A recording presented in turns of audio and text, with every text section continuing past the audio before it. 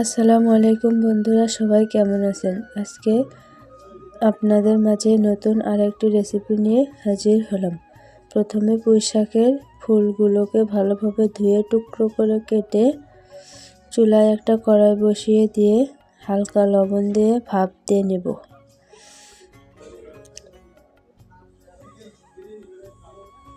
ফুলগুলোকে ভালোভাবে নেড়ে চেড়ে ভাপ দিয়ে নিয়ে নামিয়ে রাখবো।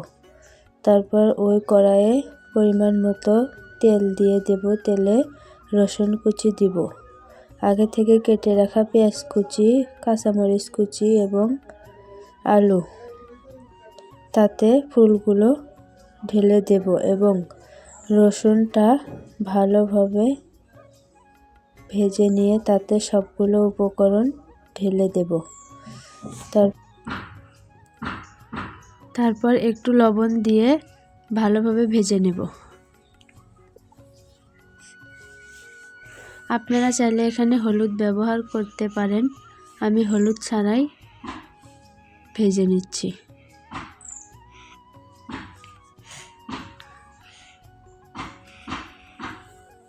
ভালো করে ভেজে নিয়ে তারপর এখন গরম ভাতের সাথে পরিবেশন করা যাবে।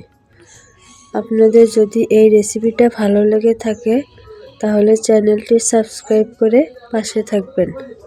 ভিডিওটি দেখার জন্য ধন্যবাদ।